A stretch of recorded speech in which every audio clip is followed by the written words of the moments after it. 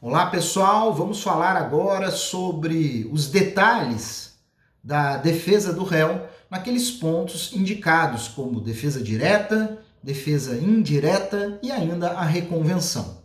Nos slides você vai ver que eu dediquei um slide para cada um desses trechos, separando essa linha de defesa em 3 frentes, ok?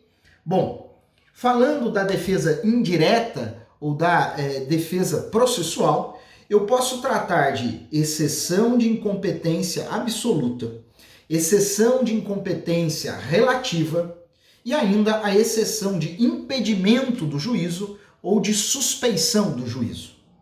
Nos slides vocês verão a indicação dos artigos do Código de Processo Civil que você pode ler para rememorar estes assuntos.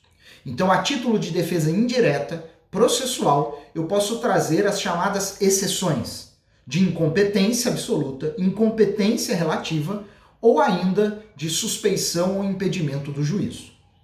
Mas ao lado disso, nós temos as impugnações.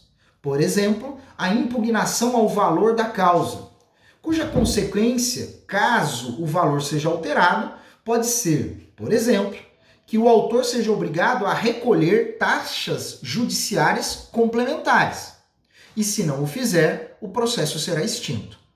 E de uma maneira mais finalística, o valor da causa pode interferir nas custas recursais ou até mesmo nos honorários sucumbenciais.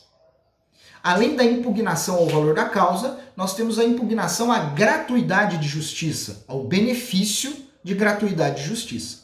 Se for impugnado, o autor deverá, se o caso, comprovar efetivamente a sua necessidade e o juiz deverá decidir se mantém ou não a gratuidade inicialmente concedida.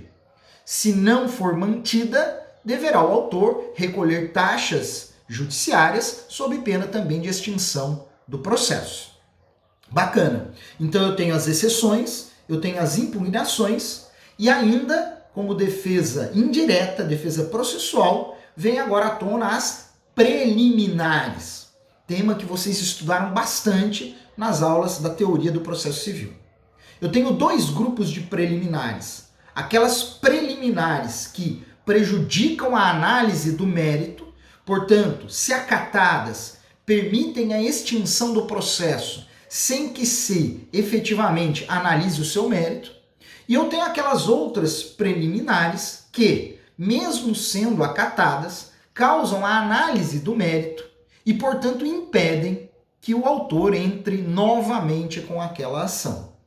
Nos slides eu estou lhe indicando os artigos que complementam esse raciocínio, o 337 e o 485, as preliminares que não prejudicam o mérito, e o 337 e 487, que são aquelas que declinam a análise do mérito e impedem o julgamento, o ajuizamento de uma nova ação. Isso, então, é o que comporta em 3 blocos o que a gente chama de defesa indireta: exceções, impugnações ou preliminares. Quando nós avaliamos um caso concreto, antes mesmo de pensar na defesa de mérito, nós devemos avaliar se existe um argumento processual, um argumento indireto que nos apoie na defesa.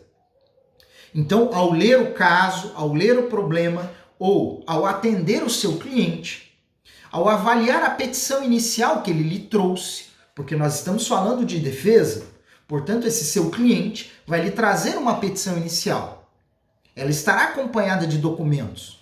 Você vai ouvir a história dele, você vai coletar as informações dele, você vai coletar os documentos dele.